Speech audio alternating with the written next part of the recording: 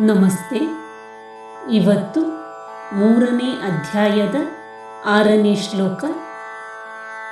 ಕರ್ಮೇಂದ್ರಿಯಾಣಿ ಸಂಯಮ್ಯ ಯ ಆಸ್ತೆ ಮನಸಾ ಸ್ಮರನ್ ಇಂದ್ರಿಯಾರ್ಥಾನ್ ವಿಮೂಢಾತ್ಮ ಮಿಥ್ಯಾಚಾರಃ ಸ ಉಚ್ಯತೆ.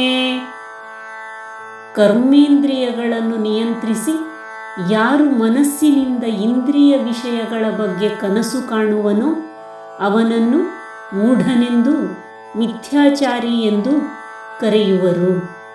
ಈಗ ಶ್ಲೋಕ.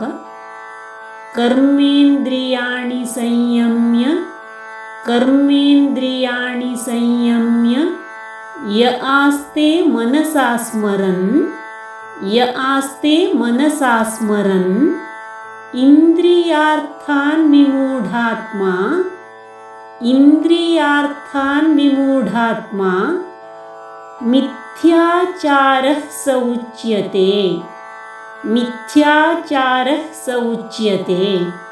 ಈಗ ಒಂದೊಂದು ಸಾಲು. ಕರ್ಮೇಂದ್ರಿಯಾಣಿ ಸಂಯಮ್ಯ ಯ ಆಸ್ತೆ ಮನಸಾ ಸ್ಮರನ್ ಕರ್ಮೇಂದ್ರಿಯಾಣಿ ಸಂಯಮ್ಯ ಯ ಆಸ್ತೆ ಮನಸಾ ಸ್ಮರನ್ ಇಂದ್ರಿಯಾರ್ಥಾನ್ ವಿಮೂಢಾತ್ಮ ಮಿಥ್ಯಾಚಾರಃ ಸ ಉಚ್ಯತೆ ಇಂದ್ರಿಯಾರ್ಥಾನ್ ವಿಮೂಢಾತ್ಮ ಮಿಥ್ಯಾಚಾರಃ ಸ ಉಚ್ಯತೆ. ಈಗ ಇಡೀ ಶ್ಲೋಕ. ಕರ್ಮೇಂದ್ರಿಯಾಣಿ ಸಂಯಮ್ಯ ಯ ಆಸ್ತೆ ಮನಸಾ ಸ್ಮರನ್ ಇಂದ್ರಿಯಾರ್ಥಾನ್ ವಿಮೂಢಾತ್ಮ ಮಿಥ್ಯಾಚಾರಃ ಸ ಉಚ್ಯತೆ.